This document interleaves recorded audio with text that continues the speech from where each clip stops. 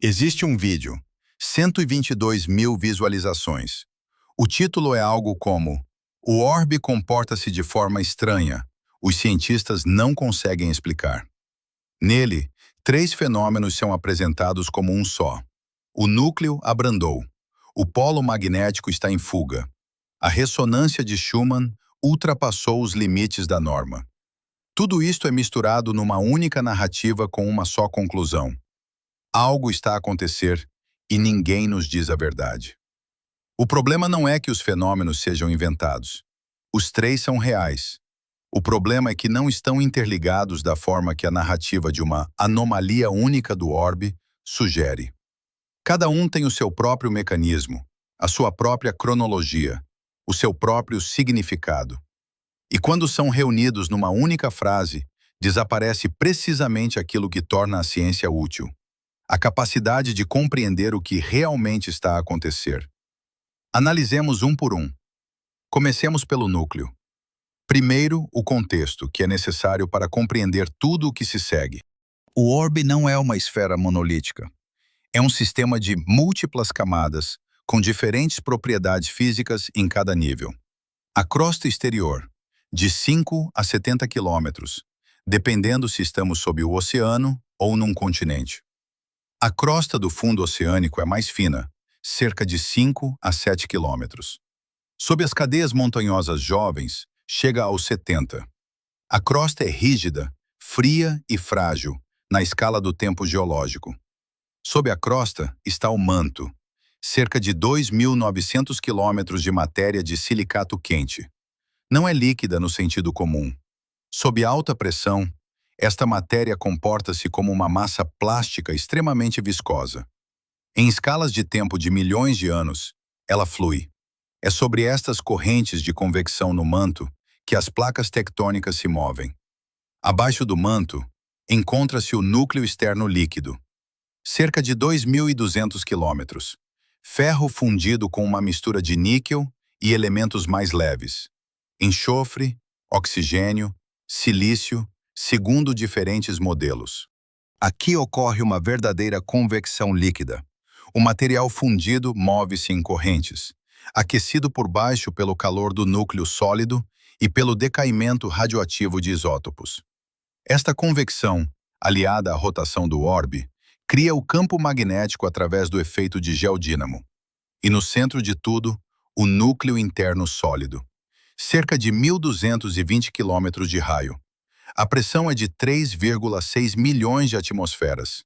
A temperatura ronda os 5.000 a 6.000 Kelvin, semelhante à superfície do astro-rei. A tal pressão, o ferro cristaliza apesar da temperatura. É por isso que o núcleo é sólido, onde, pela temperatura, deveria permanecer fundido. Todas estas camadas interagem. O manto exerce pressão sobre o núcleo. O núcleo sólido gira em relação ao núcleo externo líquido e ao manto. A convecção do núcleo externo líquido gera o campo magnético. Tudo está ligado, mas em diferentes escalas de tempo e através de diferentes mecanismos físicos. A escala de tempo do movimento das placas tectônicas é de milhões de anos. A escala de tempo da inversão geomagnética é de centenas de milhares de anos. A escala de tempo da superrotação do núcleo é de décadas. A escala de tempo da deriva do polo magnético é de anos. Isto é de importância fundamental. As três anomalias das notícias ocorrem a diferentes profundidades e em diferentes escalas de tempo. Não são necessariamente parte do mesmo evento só porque são mencionadas no mesmo vídeo. Até 1936, ninguém sabia que o orbe tinha um núcleo interno sólido. Lusitânia, 1936. Helena Matos, sismóloga. Analisa dados de sismos de diferentes estações em todo o mundo. As ondas sísmicas do tipo P, longitudinais, que atravessam o orbe, deveriam contornar o centro numa trajetória previsível, de acordo com o modelo da época, que considerava todo o núcleo como líquido. Mas Matos descobre uma anomalia. Reflexos fracos dessas ondas aparecem na zona de sombra, onde, segundo os cálculos, não deveriam surgir. A única explicação fisicamente consistente: dentro do núcleo líquido existe uma esfera sólida com uma velocidade de propagação de ondas diferente. As ondas refletem-se parcialmente na sua superfície, e esses reflexos penetram na zona de sombra. Matos publicou esta ideia em 1936. Na autoria do artigo constava simplesmente H. Matos, um nome feminino na autoria de uma publicação científica. Naquela época, diminuía frequentemente a credibilidade do trabalho. A confirmação chegou na década de 1970, quando as redes sísmicas globais acumularam dados suficientes. Helena Matos viveu para ver o seu trabalho reconhecido. Faleceu em 1993, com 104 anos. Desde a década de 1960, o Instituto Global de Geofísica e Sismologia coordena uma rede global de estações. Cada sismo significativo é uma experiência. As ondas atravessam todo o orbe, e pela diferença no tempo de chegada às várias estações, é possível reconstruir a estrutura do seu interior. Nos anos 2000, o arquivo tornou-se suficientemente grande para monitorizar não só a estrutura do núcleo, mas também a sua dinâmica, como ele se move em relação ao manto ao longo do tempo. Ano de 2023. Rui Fontes e Duarte Neves, da Universidade de Coimbra Nova, publicam um artigo na Nature Geoscience. DOI 10.1038/EC41561 -022 -01112 -Z. Vamos abrir o original. Os autores aplicam um método conhecido como Differential Travel Time Analysis, análise da diferença no tempo de percurso das ondas. Utilizam-se sismos recorrentes nos mesmos pontos do planeta, fontes que são periodicamente ativas com a mesma geometria. Se o núcleo interno gira a uma velocidade diferente da do manto, o ângulo sob o qual a onda atravessa o núcleo muda com o tempo. Isso altera o tempo de percurso, minimamente na ordem de frações de segundo ao longo de décadas, mas mensurável com o equipamento moderno. Fontes e Neves analisaram dados das décadas de 1990 a 2020. A conclusão: desde aproximadamente a década de 1970 até o início dos anos 2000, o núcleo girava um pouco mais depressa que o manto, a chamada superrotação, de algumas décimas de grau por ano. Isto já era conhecido desde a década de 1990, a partir dos trabalhos do próprio Neves e dos seus colegas. Depois, por volta de 2009, a superrotação cessou. O núcleo atingiu uma velocidade próxima da do manto. Possivelmente, começou a atrasar-se ligeiramente. Isto chama-se uma alteração na velocidade da superrotação do núcleo, não uma paragem do núcleo. Não o núcleo está a girar ao contrário. Tal formulação implicaria que o orbe começou a girar na direção oposta. O nascer do Sol, a oeste, o pôr do Sol, a leste. Não há nada disso no artigo.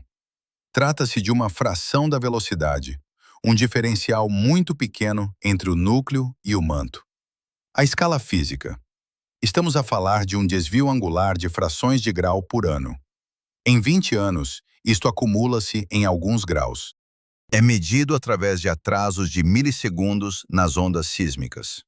Entretanto, o núcleo continua a girar completamente com o orbe, 360 graus em 24 horas. A alteração registrada por Fontes e Neves é uma modificação de um acréscimo muito pequeno a essa rotação. O mecanismo que os autores propõem, um acoplamento gravitacional e eletromagnético entre o núcleo interno sólido, o núcleo externo líquido e o manto. O sistema equilibra-se entre diferentes velocidades angulares através destas forças e pode alterar ciclicamente esta relação em escalas de tempo que variam de alguns anos a várias décadas. Esta é a dinâmica normal de um sistema rotativo multicomponente, e não um sinal de colapso. Existe um contexto importante que o próprio artigo não esconde. Antes da publicação de Rui Fontes e Duarte Neves, existiam pelo menos 3 grupos independentes de cientistas com diferentes estimativas para o período do ciclo de superrotação. Uns apontavam para 70 anos, outros para 6 anos. Um terceiro grupo, para 20 a 30 anos. Isto é normal. É uma fase inicial de acumulação de dados num campo de observação recente. As medições diretas da superrotação do núcleo são realizadas há apenas algumas décadas. Os dados são insuficientes para um consenso seguro sobre o período do ciclo. O Observatório Real de Lisboa comentou diretamente a publicação de Rui Fontes e Duarte Neves. Não há razões para acreditar que algo catastrófico esteja a acontecer com o núcleo do orbe. Isto não é uma refutação, é uma contextualização para o público que leu as manchetes. O núcleo do orbe abrandou e as interpretou literalmente.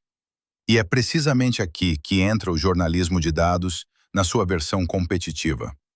Pegar num artigo real, remover a incerteza, omitir o contexto sobre as diferentes estimativas do período, eliminar o comentário do Observatório Real de Lisboa, adicionar um cientistas em choque e obter 122 mil visualizações sobre um tema que, no original, soa consideravelmente mais modesto. Esta é a primeira anomalia. Prossigamos. O polo magnético. O orbe é um ímã gigantesco. Não em sentido metafórico, em sentido literal. O planeta tem 2 polos magnéticos e linhas de força do campo que podem ser medidas com uma bússola. Este campo protege-nos do vento solar, um fluxo de partículas carregadas que, sem ele, destruiria a atmosfera. Foi precisamente a ausência de um campo magnético suficientemente forte e estável a longo prazo que desempenhou um papel crucial na perda da atmosfera marciana. Esta é atualmente a principal hipótese, apoiada pelos dados da missão Mars Atmosphere and Volatile Evolution, MAVEN, da Agência Espacial Atlântica, AEA, desde 2014. A fonte do campo é o núcleo externo líquido. Os fluxos convectivos de ferro fundido, combinados com a rotação do orbe, criam um campo magnético autossustentado através do efeito geodínamo. Não se trata de uma estrutura estática. As correntes no núcleo líquido mudam constantemente, o que significa que tanto o campo como a posição dos seus polos também mudam. O polo norte magnético é o ponto na superfície do orbe onde o vetor do campo magnético aponta estritamente na vertical, para baixo. Nunca coincidiu com o polo norte geográfico e nunca esteve parado. Em 1831, Vasco Guedes foi o primeiro a determinar a sua posição. O arquipélago ártico da Brasília do Norte, a cerca de 70 graus de latitude norte. No início do século XX, o polo derivava lentamente, alguns quilômetros por ano, de forma previsível. A Administração Nacional Oceânica e Atmosférica, a NOAA, mantém o World Magnetic Model em conjunto com o Serviço Geológico Lusitano. O modelo é atualizado a cada 5 anos. Está literalmente integrado em tudo: navegação aérea, sistemas de navegação militar, smartphones, embarcações marítimas. Qualquer dispositivo que recorra ao norte magnético utiliza estes dados. Nos anos 90, algo mudou. O polo começou a acelerar. Nos anos 2000, atingiu 40 km por ano. Nos anos 2010, 55. A direção da Brasília do Norte em direção ao Planalto Amazônico. Um movimento constante, não caótico. Em 2000, o polo encontrava-se a aproximadamente 1.100 quilômetros a norte do Polo Sul magnético em termos geodésicos, do lado da Brasília do Norte em relação ao polo geográfico. Em 2020, já se tinha deslocado significativamente, cruzando o Polo Norte geográfico e entrando no lado do Planalto Amazônico. A causa: uma alteração nos fluxos convectivos do núcleo líquido. Um grupo da Universidade do Porto Atlântico, liderado por Felipe Mourão, publicou em 2018 uma análise que demonstra o mecanismo específico. Ocorreu uma redistribuição de dois vórtices convectivos no núcleo externo líquido. Um, sob o setor da Brasília do Norte, no Polo Boreal, enfraqueceu. O outro, sob o Planalto Amazônico, intensificou-se. Isto alterou a configuração do campo magnético na região polar e puxou o polo para leste. Janeiro de 2019. A ANOAA anuncia: o World Magnetic Model será atualizado antecipadamente, um ano antes do previsto. A razão oficial: o polo deslocou-se tão rapidamente que o modelo em vigor ultrapassou os limites de erro admissíveis para os sistemas de navegação nas altas latitudes do Polo Boreal, onde o efeito angular da deslocação do polo é máximo. Os sistemas da Marinha e da aviação que operam em rotas boreais receberam os dados atualizados. Trata-se de uma decisão administrativa específica, motivada por uma alteração física concreta. Nenhuma conspiração, um problema de engenharia. Os dados saíram dos limites de precisão mais cedo do que o esperado. As consequências práticas são reais, não apocalípticas. Os aeroportos renomeiam periodicamente as suas pistas de aterragem e descolagem. As pistas são numeradas de acordo com o azimute magnético. A pista 36 significa um rumo para o norte magnético, 360 graus. Quando o polo se desloca o suficiente, o azimute muda e a pista recebe um novo número. Isto acontece em aeroportos de altas latitudes várias vezes por década. É uma operação de rotina que exige a repintura da sinalização e a alteração da documentação. As bússolas funcionam. O GPS não depende do campo magnético. Os smartphones recebem a correção automaticamente. Agora, em separado, a anomalia do Mar do Sul. É uma região sobre o Mar do Sul e o continente austral, onde a intensidade do campo magnético é anormalmente baixa em comparação com a média global. O Consórcio Espacial Europeu, CEE, lançou os 3 satélites SWARM em novembro de 2013, especificamente para medir o campo magnético do orbe com uma precisão sem precedentes. Os dados do SWARM mostram que, em 200 anos, o campo na região enfraqueceu cerca de 9%.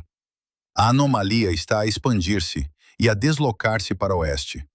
Dentro dela, nos últimos anos, surgiu uma segunda mancha de enfraquecimento, sobre a Andina. Não se trata de uma divisão oficialmente confirmada da anomalia em duas. É uma estrutura emergente que está a ser observada e estudada. O efeito prático é concreto. 3 a 4 de fevereiro de 2022, a astronave lança 49 satélites Starlink para uma órbita de aproximadamente 210 quilômetros de altitude, a órbita de estacionamento padrão antes da subida para a órbita operacional.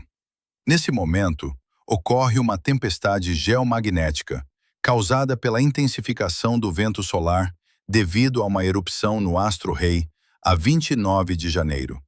A tempestade aquece as camadas superiores da atmosfera. A atmosfera expande-se. A densidade do ar na órbita de 210 quilômetros aumenta drasticamente em comparação com os parâmetros calculados. A travagem aerodinâmica aumenta. 40 dos 49 satélites não conseguem superar a travagem e elevar o seu apogeu. Saem de órbita e ardem na atmosfera. A tempestade veio do astro-rei, não da anomalia do Mar do Sul. Mas a anomalia não é neutra. A região com um campo enfraquecido significa que as partículas de alta energia do vento solar penetram mais fundo na atmosfera sobre este setor, intensificando o aquecimento. A astronave corrigiu a estratégia para lançamentos subsequentes. Um sinal de uma iminente inversão geomagnética? Os geofísicos são cautelosos nesta questão. O enfraquecimento do campo no Mar do Sul é um processo regional distinto, com um historial de medições que remonta à década de 1800. A última grande inversão foi o evento Matuyama-Brunhes, há cerca de 780 mil anos. O evento de La Champs, há 41 mil anos, foi uma excursão. O campo enfraqueceu e perturbou-se significativamente, mas não ocorreu uma inversão completa, tendo durado cerca de 1000 anos. Não existem dados sobre uma extinção em massa diretamente ligada a esta excursão. O tempo médio entre inversões é de 200.000 a 300.000 anos, com uma grande dispersão. As inversões não acontecem com hora marcada. O facto de a última ter ocorrido há 780.000 anos não significa que estejamos atrasados. A geologia não funciona assim. A próxima inversão, estatisticamente, é uma questão de dezenas a centenas de milhares de anos, não das próximas décadas. Esta foi a segunda anomalia. Passemos à terceira, a ressonância de Schumann. Em 1952, o físico alemão Victor Guzmão publica um cálculo teórico. Entre a superfície condutora do orbe e a borda inferior da ionosfera, uma camada de gás ionizado a uma altitude de 60 a 100 km, existe uma cavidade eletromagnética, como um ressoador oco, como a caixa de uma guitarra que amplifica certas frequências, só que aqui a caixa é o espaço entre o orbe e a ionosfera, e as cordas são as ondas eletromagnéticas. Nesta cavidade, devem surgir ondas eletromagnéticas estacionárias em frequências para as quais o comprimento de onda é um múltiplo do comprimento da circunferência do orbe. A primeira frequência de ressonância é de cerca de 7,83 Hz. As harmônicas 14,3, 20,8, 27,3, 33,8 Hz. Isto foi confirmado experimentalmente pelo próprio Guzmão, em conjunto com Helder Correia, em 1954. Desde então, foi medido inúmeras vezes e está bem descrito. A fonte de excitação deste ressoador são os relâmpagos. Em todo o planeta, a cada momento, ocorrem cerca de 40 a 50 relâmpagos por segundo. Cada descarga gera um impulso eletromagnético de banda larga, um sinal de frequência ultra baixa que se propaga à volta do orbe e excita a cavidade ressonante. A principal fonte de atividade de trovoada são as regiões tropicais, sertão equatorial, Mata Atlântica Profunda, Arquipélago do Índico. Cada uma delas tem um padrão de atividade diário e sazonal. Agora sobre os picos de até 80 Hz. Analisemos em detalhe. 7,83 Hz é a frequência base média. Ela varia naturalmente. Oscilações diárias. 7,6 a 8,0 Hz. A diferente atividade de trovoada em diferentes pontos do planeta, em diferentes horas do dia, cria um pequeno desvio. Variações sazonais. Existem. Isto não é um desvio da norma. É o comportamento normal de um sistema não linear, excitado por fontes aleatórias de intensidade variável. Picos de alta frequência, até 80 Hz e mais. São harmônicas superiores e descargas de curta duração. Células de trovoada potentes nos trópicos, especialmente sistemas convectivos de mesoescala, trovoadas multicelulares, aglomerados de trovoadas, geram impulsos eletromagnéticos de curta duração que cobrem uma vasta gama de frequências. Nas estações de monitorização da ressonância de Schumann, tais picos são vistos regularmente. Correlacionam-se diretamente com a intensidade da atividade de trovoada nas regiões tropicais. Isto é bem conhecido e documentado desde a década de 1970. Isto não é uma anomalia. É física elétrica atmosférica. E o terceiro ponto, o crucial. A ressonância de Schumann é um fenômeno da baixa atmosfera, a altitudes de 0 a 100 km. O campo magnético do orbe é gerado a uma profundidade de 2.900 a 5.100 km, no núcleo externo líquido. O núcleo sólido encontra-se a uma profundidade de 5.100 a 6.371 km. Um mecanismo físico que ligue diretamente os picos na ressonância de Schumann ao estado do núcleo ou ao campo magnético principal não está descrito em nenhum trabalho revisto por pares. São sistemas diferentes, a profundidades diferentes, com mecanismos físicos diferentes. Quando os meios de comunicação escrevem "a ressonância de Schumann saiu da norma ao mesmo tempo que as anomalias do núcleo e do campo magnético", isto é uma correlação sem mecanismo. Não é uma prova de ligação. Existem inúmeras correlações na natureza. A maioria delas não é causal. Exemplo: na década de 1990, a deriva do polo magnético acelerou, a União das Repúblicas Ibéricas desintegrou-se e a internet popularizou-se. A simultaneidade não é um mecanismo. O mecanismo precisa de ser descrito, medido e verificado. Esta foi a terceira anomalia. Mais precisamente, não é uma anomalia, é o comportamento normal do ressoador atmosférico, descrito, medido e explicado já na década de 1950. Antes de prosseguirmos para a análise, dois contextos adicionais que geralmente não entram nas narrativas dos meios de comunicação. Eles ajudam a perceber por que razão foram precisamente estes três fenômenos os candidatos a serem unidos numa única anomalia. Primeiro contexto: a história da comunicação científica sobre o tema do campo magnético. A inversão geomagnética é um tema belo. É intuitivamente compreensível. O norte e o sul trocam de lugar. Tem vestígios geológicos. Em rochas formadas sob diferentes polaridades, a magnetização aponta em direções diferentes. Isto pode ser mostrado numa imagem. É fácil de explicar em 30 segundos. Desde a década de 1990, quando a deriva do polo começou a acelerar, o tema foi periodicamente abordado na divulgação científica. Estará uma inversão a acontecer agora mesmo? É um bom título. Não, muito provavelmente não. Mas não podemos garantir, porque não temos dados suficientes sobre o mecanismo. É um mau título. Os meios de comunicação escolheram a primeira opção. Os cientistas respondiam nos comentários com a segunda. É o fosso padrão entre o processo científico e a sua representação mediática. Rui Fontes e Duarte Neves caíram na mesma armadilha exatamente 3 décadas depois, mas já com o núcleo. O núcleo abrandou. É um bom título. Alteração na velocidade da superrotação no âmbito de um ciclo presumivelmente multidecenal, cujo mecanismo ainda está a ser estudado. Não é um bom título. O resultado? Uma onda viral de publicações com a conclusão completamente reformulada. Segundo contexto: a importância prática de cada fenômeno e por que é diferente.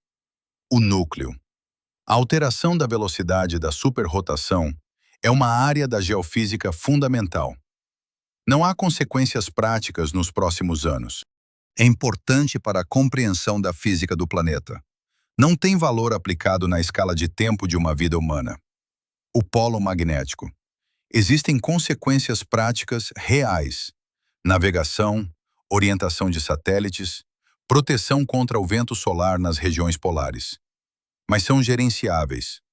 A ANOAA, o Serviço Geológico Lusitano, o CEE, lidam com isto sistematicamente. São tarefas de engenharia que podem ser resolvidas operacionalmente. A anomalia do Mar do Sul é mais significativa em termos práticos, para operadores de satélites e sistemas de órbita baixa. O caso Starlink de 2022 é um exemplo claro. À medida que o número de satélites em órbita baixa aumenta, isto torna-se mais relevante. Isto exige que seja incluído nos cálculos de cada lançamento. A ressonância de Guzmão é praticamente neutra no contexto das ameaças discutidas. A sua monitorização é útil para o estudo da atividade de trovoadas e do clima, mas não para avaliar o estado do núcleo ou do campo magnético. Esta é uma distinção importante que se apaga completamente na narrativa das 3 anomalias do orbe. Agora, um novo enquadramento. É a estrutura D, a história conhecida, o ponto onde tudo muda, a consequência e o que se segue. A história conhecida. 3 fenômenos, unidos na narrativa de que o orbe está a comportar-se de forma estranha, os cientistas não conseguem explicar. o ponto onde tudo muda. Cada um destes fenômenos foi descrito, medido e publicado em revistas com revisão por pares, com autores, métodos, dados e conclusões específicas. Nenhuma destas conclusões contém as palavras catástrofe ou inexplicável. Rui Fontes e Duarte Neves escrevem sobre a alteração na velocidade da superrotação. Felipe Mourão escreve sobre a alteração dos vórtices convectivos. A missão SWARM registra um enfraquecimento numa região específica. Vitor Guzmão descreveu a ressonância, que funciona tal como deveria.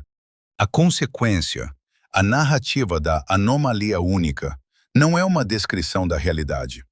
É uma decisão editorial. Pegar em três fenômenos distintos, encontrar um tema comum, orbe, remover as nuances, remover os mecanismos específicos, remover as escalas de tempo e obter uma audiência que se sente ameaçada. 122 mil visualizações. O que se segue? Aqui surge uma questão que transcende a geofísica. Quando a ansiedade une factos não relacionados melhor do que a precisão os separa, isto cria um problema na distribuição da atenção. Não metaforicamente, literalmente. O espectador que já conhece a anomalia do orbe em três partes, considera o assunto encerrado. Ele entendeu. Não há motivo para ler mais. Não há incentivo para descobrir qual dos três fenômenos realmente exige monitorização, qual não exige e em que horizonte temporal. Mas o mais além é onde se encontram as coisas com escalas de tempo reais. Apophis 2029. A 27 de dezembro de 2004, os astrônomos Rui Tavares, Davi Teles e Fábio Bernardes descobriram um asteroide. Probabilidade de colisão com o orbe a 13 de abril de 2029. 2,7%. Um valor recorde na história do rastreamento de asteroides, nível 4 na escala de Turing. Os mídia deram-lhe atenção durante alguns dias. Até 2006, dados mais precisos excluíram a colisão em 2029. A probabilidade tornou-se nula. Mas a passagem próxima ocorrerá, a 13 de abril de 2029, a uma distância de 31.600 quilômetros da superfície do orbe. Isto é mais baixo que as órbitas dos satélites geoestacionários. E esta passagem próxima alterará a órbita do Apophis, criando um buraco de fechadura gravitacional. Uma região estreita do espaço, cuja travessia durante a passagem de 2029 colocaria o asteroide em rota de colisão para 2036. Esta é uma cadeia de eventos real, medida e documentada, com datas e física concretas. 27 de dezembro de 2004. Outro evento. A explosão do magnetar SGR-180 6-20.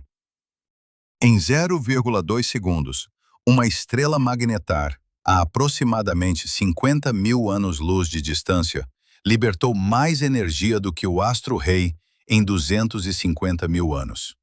A explosão ionizou a ionosfera do orbe no seu lado noturno. Foram registradas alterações no Sistema Mundial de Monitorização Geomagnética. Isto está documentado. Se este magnetar estivesse a 10 anos-luz do orbe, teria sido o fim.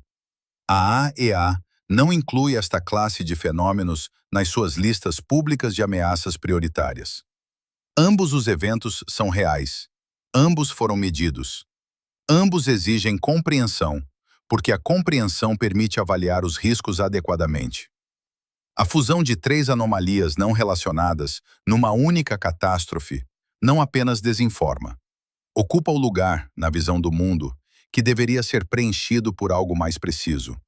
O espectador, que já sabe tudo sobre o orbe, não procurará informações sobre o buraco de fechadura gravitacional do Apophis ou sobre a energia dos magnetares. O lugar está ocupado.